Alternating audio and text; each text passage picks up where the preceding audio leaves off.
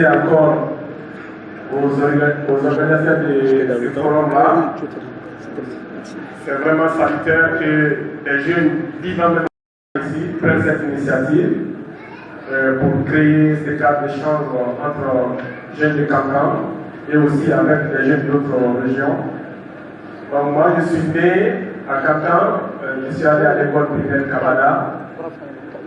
Ensuite, en Misa Touré qu'on appelle Kabada. Ensuite, le lycée Bourfina Diabaté pour le collège. Une année au lycée 3 avril au lycée. Ensuite, retour au lycée Bourfina pour le collège. Donc, je suis un produit de Kankan, surtout de l'école publique de Kankan. Quand les gens me demandent souvent mon expérience professionnelle, j'ai même eu cette discussion à la Banque mondiale. Je leur ai dit que c'est triste que je sois obligé de parler de ce que j'ai fait à Conakry, ce que j'ai fait aux États-Unis, ce que j'ai fait en Asie ou en Afrique. Parce que ma vraie expérience professionnelle, celle dont je suis le plus fier, c'est vraiment à Kankan ici. Bravo. Donc, j'ai pratiquement fait tous les petits métiers à Kankan. Cirer les chaussures, vendre le bonbon, vendre le pétrole, vendre les anti-moustiques, vendre les... J'ai fait 2500 avec le téléphone, quand il y avait de la société. Une trentaine de petits boulots, j'avais le baby food, que j'ai géré un moment, j'ai filé aussi, j'ai fait l'ouvrier maçon, j'ai rempli les camions de sable et des briques, surtout les briques en ciment, ça me rappelle chaque fois, ça broie les pompes de la main jusqu'à ce qu'ils ne s'en sortent. En fait, tous les types de petits boulots, j'ai fait quand j'étais à Kankan. Et en 12e, je me rappelle, on voulait un peu plus d'argent. Je suis allé à Bamako, où j'ai fait encore 3 mois de petits boulots, tous sortes de petits boulots. D'ailleurs, encore je dormais dans une maison abandonnée, une case abandonnée sans pompe, quand il pleut, l'eau entre tellement que tu dois ramasser des habits pour mettre sur toi, pour que quand l'eau vient, ça tombe sur cette habits au lieu de tomber sur toi. Donc, mais à Kankan ici, l'expérience dont je suis le plus fier, sincèrement, c'est la vente de magie, tube magie, dans le marché de Kibida et de Sobek. Et jusqu'à présent, j'ai travaillé pour le prix de la Banque centrale, la Banque mondiale, j'ai travaillé pour Total, j'ai travaillé pour beaucoup de grandes institutions. Mais mon expérience, sincèrement, qui m'a le plus marqué, c'est celle au marché de Kankan, où quand je vendais de magie. Tu viens le matin, tu vends des paquets de magie aux femmes, elles n'ont pas d'argent toujours pour acheter le paquet. Un paquet, c'est 4 900 francs en ce moment. Donc, ils cassent le paquet en deux.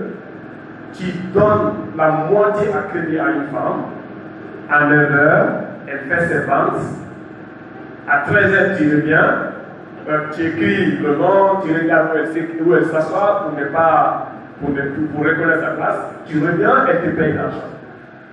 Et j'ai connu des femmes qui nourrissaient des familles dans ces activités avec des niveaux de capital inférieurs à 50 000 francs annuels. Et je pense que mon respect pour la femme a commencé avec cette activité. Et ça fait qu'aujourd'hui, toutes les grandes initiatives pour les femmes en Guinée, les femmes me font appel. Je disais à Sakor que j'étais le seul homme dans le groupe de femmes qui a combattu l'Assemblée pour retirer la première loi sur la polygamie. J'étais le seul homme dans le groupe. On a coincé l'Assemblée. On a eu le soutien du président de la République que j'ai salué ici pour ce soutien. On a fait retirer la première loi pour le faire remplacer par une autre. Donc, sincèrement, à Kankan, voilà, on a tout fait. Et Kankan nous a tout donné. Quand j'ai quitté Kankan pour Conakry après le lycée, je suis allé à l'université publique, évidemment, de Sokoria, où je suis sorti major en économie. Je suis venu à Conakry, non seulement avec la base scientifique, pour être un bon étudiant, mais aussi avec l'expérience de vie pour faire face aux difficultés de Conakry. À Conakry, c'est autre chose. La première année, vous connaissez le Kanya, hein? Kanya.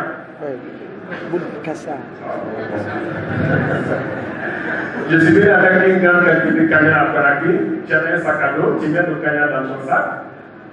Tu commences à marcher d'école à école pour trouver un centre de révision pour lycéens.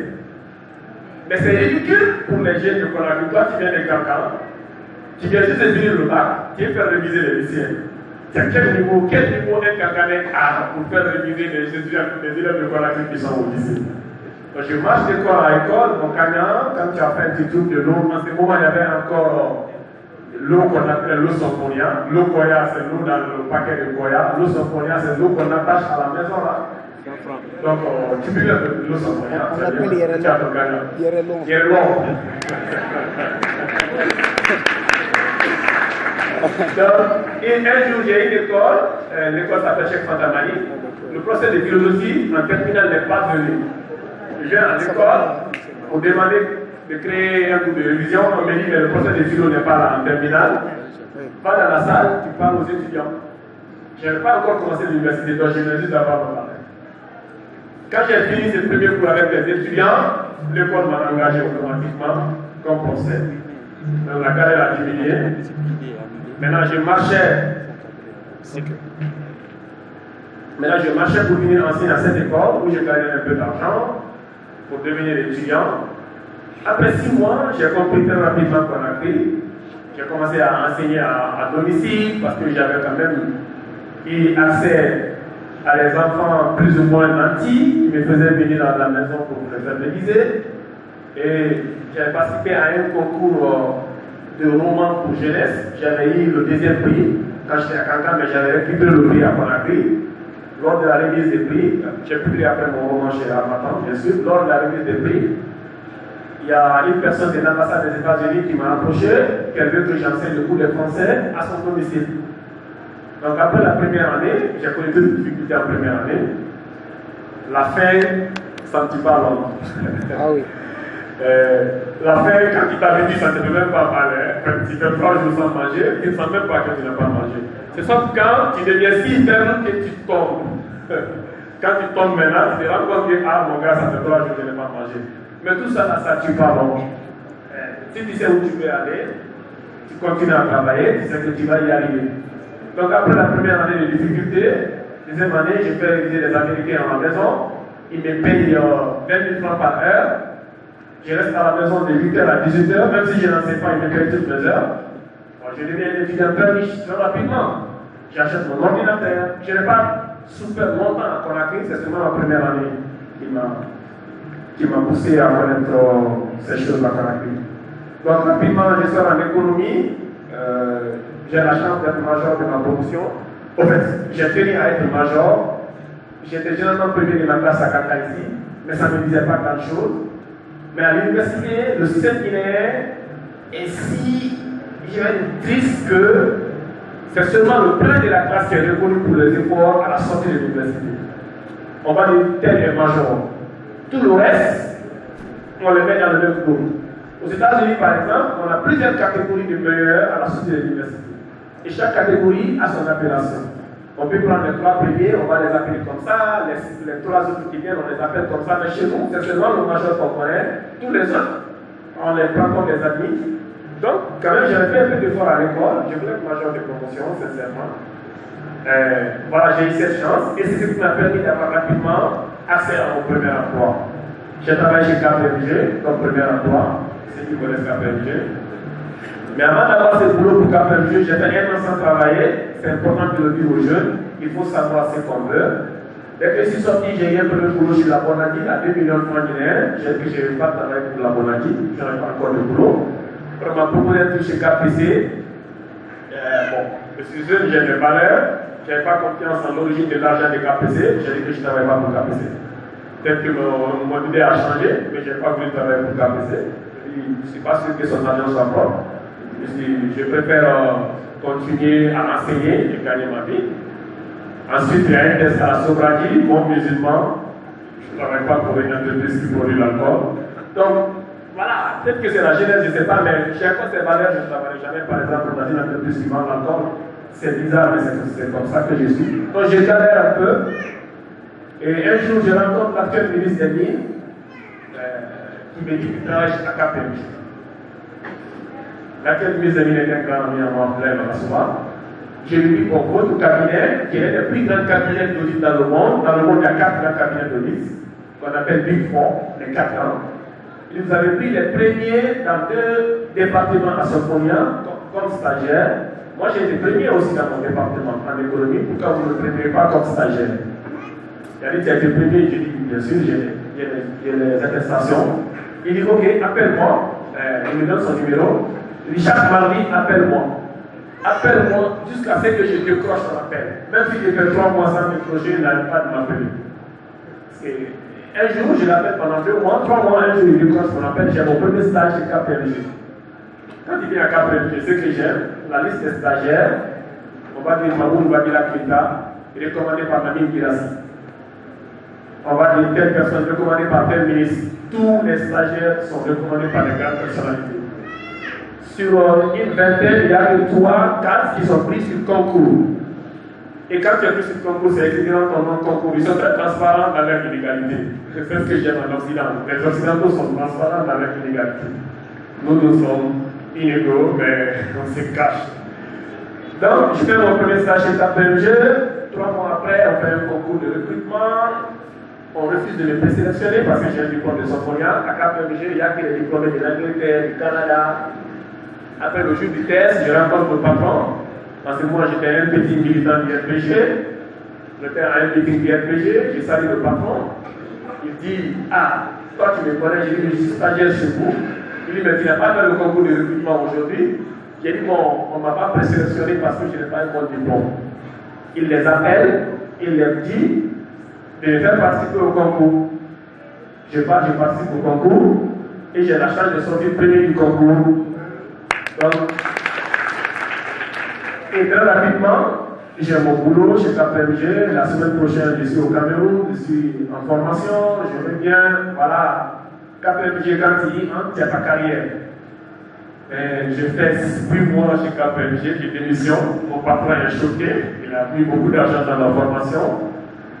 Mais j'étais encore enfant quand même, il y a eu une petite inégalité, injustice qui m'a fait remonter. J'ai décidé de quitter l'institution. J'ai pris un boulot chez Total. J'étais au siège de Total à Corée, où je travaillais comme contrôleur de gestion. J'étais très jeune pour ce poste. Donc, j'y fais seulement 8 mois. Je démissionne. On ne démissionne pas à Total. Parce qu'il y a l'argent à Total. C'est ce qu'on dit à Total, on ne démissionne pas à Total. Mais quand tu sais où tu veux aller, ce n'est pas que l'argent que tu regardes. Moi, je voulais entrer dans l'institution internationale. Ce n'est pas par le canal de Total que je vais entrer à la Banque mondiale. Ou au FMI. Ce n'est pas par le canal de Total. Donc, je quitte Total, j'ai une offre. Total me paye environ $1000. J'ai une offre de $3500 dans une entreprise minière. 3500 carrés, c'est beaucoup d'argent ici. Donc, je ne peux pas prendre parce que ça ne m'envoie pas à la Banque mondiale aussi. Je laisse tout ça, je vais à la Banque centrale. Je prends un poste de 5 millions de francs guinéens par mois. Ça ne donne pas $1000. Donc, je travaille à la Banque centrale. J'ai la chance d'être un grand ami du gouverneur, de cet ami qui m'a beaucoup aimé, le ministre Yansane. J'ai écrit leur discours, j'ai lisé ce que j'ai pris. Donc, finalement, j'ai une formation aux États-Unis. Je pars faire un master, je reviens. Je quitte la Banque centrale, je vais au CNUD. Le CNUD me met en assistance à la présidence au niveau de la pub. J'y travaille. Et de là-bas, je m'estime prêt pour aller à la Banque mondiale. Le poste que j'ai vu à la Banque mondiale, je l'ai vu en 2010, mais je n'étais pas prêt. C'est en 2016 que je me suis estimé prêt pour prendre le poste. Je postule du Conakry, je viens en France pour faire mon test, je suis admis au test. Je reviens à Conakry, on me dit qu'il y a des problèmes à la Banque mondiale. Je suis admis au test, mais je ne vais pas travailler là-bas l'année là. Mon test est annulé. Je reprends un boulot avec le bureau local de la Banque mondiale à Conakry. L'année prochaine, je repostule, je repars en France, je fais le test, je suis admis, on m'envoie mon contrat, et maintenant je vais aux États-Unis, au siège de la Banque mondiale. Donc c'est vraiment beaucoup de choses que ça prend pour arriver quelque part. Mais ce que moi j'ai dit aux jeunes, c'est la concentration. Il faut être concentré. Les petites difficultés là, il faut que l'homme souffre là, il faut que la femme souffre. Si c'était aussi facile de se retrouver au sommet, le sommet n'allait pas exister parce que tout le monde allait être au sommet. Il faut que ça soit difficile la réussite, mais il faut que ça soit concentré. Ce que je demande aux jeunes, c'est de savoir où tu veux aller et de consacrer 30 minutes minimum chaque jour à la réalisation de ton ambition. Et je pose cette question chaque jour aux jeunes.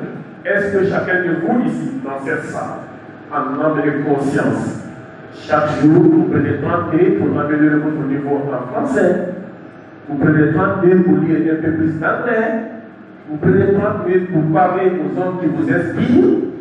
Si vous ne le faites pas, il ne faut pas être étonné qu'après, vous n'avez pas ce que vous voulez.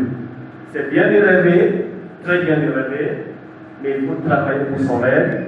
Et je pense que c'est le seul secret. Il n'y a pas d'être supérieur. On est beaucoup. Je ne suis pas le plus intelligent de ma famille, ni le plus intelligent de mes amis. Et c'est seulement ce que je veux, et je travaille pour ça. Je vous remercie. On applaudit très bien.